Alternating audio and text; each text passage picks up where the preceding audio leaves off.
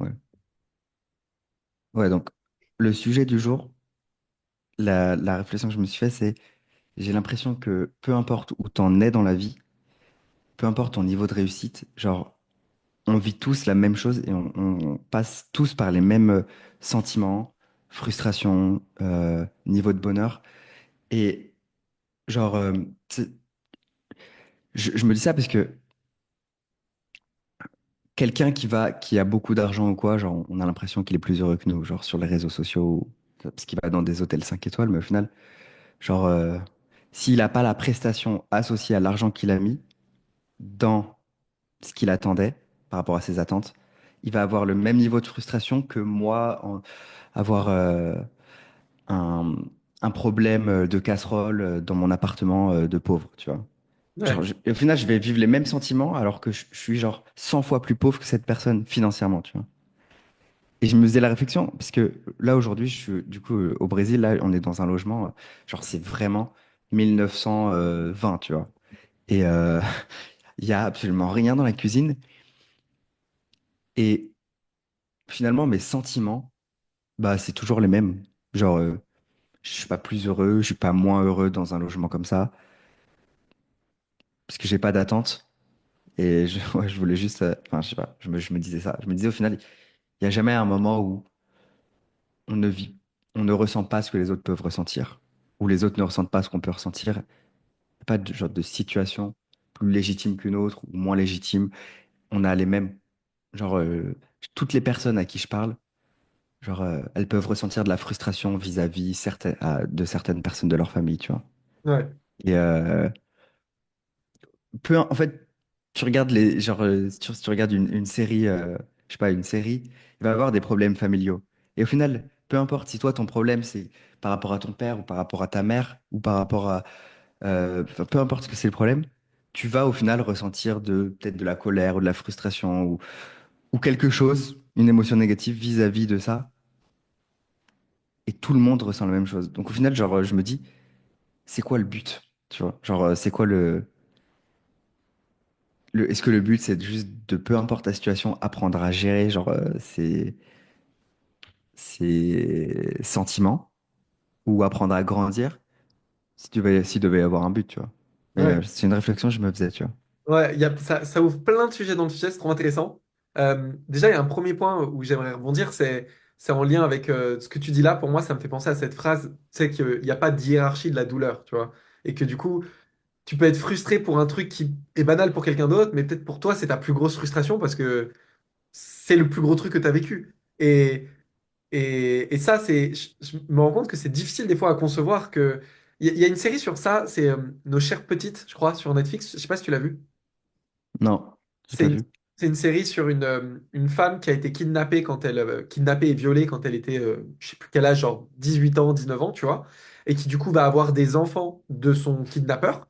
Et en gros, elle a vécu pendant, je sais pas, 15 ans enfermée, tu vois. Je me trompe peut-être exact dans les âges et les dates, mais l'idée de la série, c'est ça, c'est une femme kidnappée par un kidnappeur et violeur, qui la viole, et de qui elle va avoir des enfants.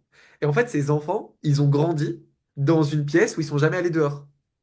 Et en fait, les enfants, ça leur va en fait. Eux, ils sont pas malheureux. Tu vois, de l'extérieur, nous, on se dit, mais c'est horrible, tu peux pas être heureux dans un système comme ça. Mais eux, en fait, ils ont toujours connu ça, tu vois. Eux, ils ont connu ne jamais aller dehors. Elle leur fait faire du sport, tu vois, parce qu'ils peuvent pas sortir. Donc, elle leur fait faire courir dans la. C'est une fille et un garçon, je crois, de tête. Elle les fait courir, tu vois, dans l'appart, tu vois, en leur faisant des allers-retours. Ils regardent le Velux, ils savent pas ce qu'il y a derrière. Enfin, ils connaissent pas le monde derrière. Ils regardent les animaux sur des livres, ils en ont jamais vu. Enfin. Et, euh, et eux, ils sont heureux, tu vois. Elle trouve ça horrible d'imaginer qu'elle prime la vie à ses enfants. Mais en fait, ses enfants, eux, c'est leur vie, tu vois.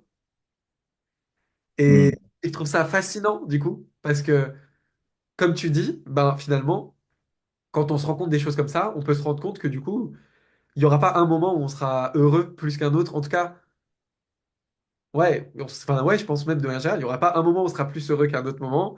Et que même le jour où on atteint, je sais pas, tel objectif qu'on a dans la vie, que ce soit les sportifs, le jour où ils atteignent leur Graal, ils sont champions olympiques ou champions du monde, le jour où tu es entrepreneur et tu as atteint la barre de ce que tu voulais, tu veux gagner 10 000 € par mois, tu atteins les 10 000, tu veux gagner 100 000, tu atteins les 100 000, tu veux être millionnaire, tu es millionnaire, bah, hormis l'excitation du moment où tu l'as eu, 10 minutes après, il n'y a plus rien, quoi. Ouais, c'est ça. En fait, c'est des sentiments qui sont très passagers, de passage. Et en vrai, moi, le jour où j'ai atteint, par exemple, genre, le jour où j'ai atteint la liberté, j'étais pas plus heureux en soi. Le jour où j'ai atteint 10K par mois, ça m'a rien fait de spécial. Moi, c'est même pas l'atteinte de l'objectif qui me rend heureux. C'est des petits succès sur le chemin, tu vois. Ouais, Et ça, en fait, il y en a toujours, quel que soit ton niveau. Il y en a toujours. Tu peux être vraiment dans une situation précaire et avoir plein de petits succès sur le chemin et être trop content et être heureux de ta vie, en fait. ouais. Et puis en plus, ça, c'est une discussion, je crois qu'on l'a pas filmé ça. Je crois que c'est une discussion en aparté qu'on avait eu tous les deux, où tu me partageais que de toute façon, une situation précaire, c'est pour qui? Tu me disais, bah, il y a des personnes, quand il leur reste 10 000 euros sur leur compte, dans leur tête, c'est zéro, alors que toi, être à 100 euros sur ton compte, t'es large, tu vois. Et que du coup, c'est toujours un référentiel, en fait. Ouais, c'est ça. Ouais, je te donnais l'exemple d'une proche de moi euh, pour qui, en fait, genre, elle me disait, Xarius, là, c'est bon, ce mois-ci, je dépense plus, genre, je peux pas, là, genre, j'ai plus d'argent, ça y est, je suis fauché. Et, et du coup, après, du coup, je dis, mais genre, factuellement, combien t'as sur ton compte et tout? Et du coup, la personne me montre, bah, j'ai 10 000 euros, mais moi, mon 10 000 euros, c'est égal à zéro, en fait. Et moi, dans ma tête, genre, j'avais jamais eu 10 000 balles sur mon compte. Pour moi, genre, la meuf, elle était millionnaire, tu vois. Genre, waouh, t'as 10 000 euros. Waouh, putain, c'est vraiment un truc. Le jour où j'aurai 10 000 euros, c'est bon. Genre, c'est bon, genre, je suis en sécurité financière. Je peux vivre un an, tu vois, avec 10 000 euros. Et la personne avait, du coup, ce sentiment de je suis pauvre, puisqu'il me reste que 10 000 euros, alors que moi, genre, si j'avais 10 000 euros, j'aurais eu ce sentiment de putain, je suis riche, tu vois. Et tout est une question de perception. Et moi, genre, à l'époque, j'avais jamais dépassé les 3 ou 4 000 euros sur mon compte. Et le jour où j'ai eu 5 000, c'était une putain de victoire. Et je me sentais mieux, je me sentais plus heureux et plus serein financièrement que cette personne qui avait 10 000 euros, tu vois. Ouais, Donc au final, c'est vraiment, tout est une question de perception, c'est ouf. ouais, c'est vraiment à quoi tu le compares. Et du coup, tu posais une autre question qui est du coup, si rien n'a vraiment de valeur ou si tout peut être bien, tout peut être mal, quel est le but de la vie, tu vois? Et bon, j'ai pas la réponse non plus à cette question, tu vois, mais je pense que un des trucs, c'est de se dire, peu importe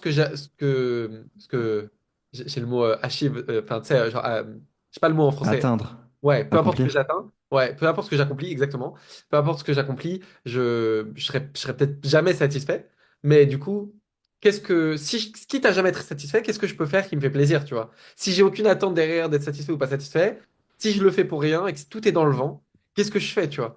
Et c'est rigolo. Et nous, tous les deux, souvent, on s'est dit ça, tu vois, on s'est dit, bon, que ça marche ou ça marche pas, ce qui compte, c'est qu'on passe un bon moment, qu'on rigole et qu'on soit heureux de ce qu'on fait. Et c'est sûrement ça, tu vois, le principal. Ouais. Et il y a un truc que je trouve drôle aussi, pour rebondir sur ce sujet, on va dévier un peu, mais de toute façon, il n'y avait pas spécialement de, de sujet au départ. Euh, c'est que j'ai l'impression, dans le business en ligne, il y a beaucoup de gens genre, qui recherchent le bonheur que par la voie professionnelle et que par la voie intellectuelle, tu vois. Alors que pour moi, dans ma vie, une des choses qui m'apporte énormément de bonheur, c'est le sport. C'est de bouger mon corps, c'est d'atteindre des objectifs personnels sportifs, même s'il n'y a pas de compétition, tu vois. Et j'ai l'impression que genre, personne ne parle de ce sujet, alors que putain, c'est une putain de voie pour atteindre le bonheur, même quand tu as un business en ligne, tu vois. Enfin, en tout cas, peut-être que c'est sûrement une projection que je fais, mais j'ai l'impression qu'il manque cette partie de fun liée au sport, liée au loisir, en fait, Ouais, c'est dont rigolo. personne ne parle. C'est quoi? C'est rigolo parce que je vais te partager un truc qui j'ai l'impression c'est la même chose. Tu vas me dire c'est la même chose. Dans le cadre de mon business de perte de poids, il y a une chose que je répétais souvent à mes clientes, c'est si, si, ce qui, si tu vis pour manger, si ce qui te rend heureux dans ta vie c'est de manger, c'est que ta vie c'est vraiment de la merde. Parce que normalement, tu devrais être heureux avec plein de trucs en dehors dans ta vie. Et manger, bah, c'est un plus. C'est-à-dire que si des fois ce que tu manges, c'est pas très bon, ça doit pas être la fin du monde. Puisque normalement, tu dois avoir tellement de joie dans ta vie en dehors. Et j'ai l'impression que c'est un peu ce que tu me dis là. Genre, le business, ça doit pas être la seule voie d'épanouissement. Parce que si tu te kiffes dans le sport, si tu kiffes en dehors, ça devrait te plaire aussi, quoi. Ouais, je pense que c'est. Enfin, moi, ça me parle, tu vois. Ça me parle de me dire si tout mon bonheur, il dépend que d'un sujet, tu vois. Et c'est valable aussi dans le sport, parce que dans le sport, on peut le voir dans l'autre sens. Les gens qui vivent qu'à travers le sport et qui mettent toute leur identité dedans. En fait, si ton bonheur, il dépend que d'un truc, ta vie, elle est horrible, parce que le jour où tu perds ça, tu perds tout, tu vois. Ouais, de ouf. Et c'est un peu comme, genre, quand t'es en couple. Quand t'es en couple, tu peux mettre ton bonheur, tu peux mettre énormément de pression sur ton partenaire pour qu'il comble tous tes besoins, tu vois. Ouais, exactement. Euh, Et du coup, c'est pareil pour le business, genre. Si tu mets toute la pression sur ton business pour qu'il comble tous tes besoins, j'ai discuté avec une entrepreneuse qui fait genre peut-être 300 000 euros par an, mais énormément de profit, et qui met toute qui mettait, puisqu'aujourd'hui elle s'est rendue compte de ça, mais tu vois, mais qui mettait toute la pression sur son business pour être épanoui, socialement connecté aux autres, intellectuellement challengé, en équipe, enfin bref, toute la pression. Et en Ouais, fait, elle se rendait compte qu'elle était malheureuse parce que sa valeur numéro une, c'était être connectée aux autres. Sauf que son équipe, de par la hiérarchie, se comportait pas comme ses amis, tu vois. ouais, Genre, elle se comportait comme des subordonnés.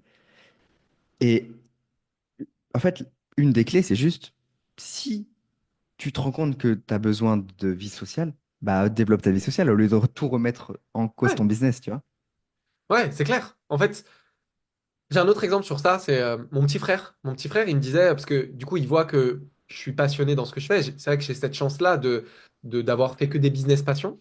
Euh, et il me disait, ah, j'arrive pas à trouver ma voie, je sais pas quoi faire comme métier. Je suis là à chercher des boulots un peu alimentaires et ça le. Je sentais de la culpabilité, tu vois, et de la comparaison vis-à-vis de moi, tu vois. Et je lui disais, mais tu sais, t'es pas obligé de trouver un métier qui t'épanouit. Trouve ce qui t'épanouit en dehors de ton métier, fais-le et fais un métier qui te permet de vivre ce qui t'épanouit à côté. Si par exemple, ce qui t'épanouit, ça te demande du temps, par exemple, tu as besoin de tes après-midi, bah fais un job où tu bosses que les matins et au moins tu as tous tes après-midi et t'es pas obligé d'avoir les deux au même endroit, quoi. T'es pas obligé d'avoir les deux au même endroit. Et d'ailleurs, il y a très souvent, on dit aussi que ta passion, quand ça devient un métier, bah, c'est plus une passion puisque tu as la pression, il faut absolument que tu réussisses, etc. Ouais, je pense que ça aiderait beaucoup de gens de se rendre compte que d'enlever la pression de tout obtenir d'une seule chose, que ce soit le sport, les relations de couple, le business, l'alimentation, et de se dire, tiens, si je peux aussi chercher ça ailleurs, je suis plus dépendant d'un seul truc, et du coup, je peux être plus heureux parce que j'ai moins d'attentes. Ouais. Et c'est comme, je donne un dernier exemple, mais Einstein, je crois il travaillait à la Poste. Il était genre facteur, tu vois, il Ok. distribuait les courriers. Einstein. Et le fait d'avoir un boulot qui n'était pas intellectuel, ça lui permettait d'entrer dans le flow et de laisser en fait descendre les informations pendant qu'il distribuait les courriers, tu vois.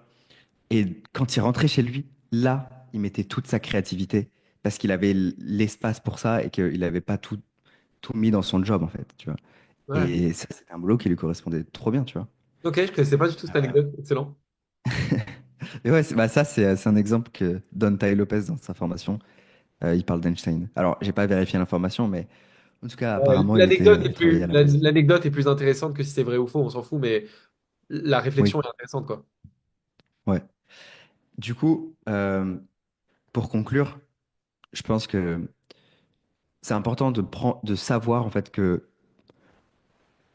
peu importe où on en est aujourd'hui, on vivra exactement les mêmes émotions, qu'on soit plus haut, plus près de ses objectifs, qu'on en soit éloigné, tu vois. Genre qu'on soit près ou loin de ses objectifs, on vivra exactement les mêmes émotions et les vrais.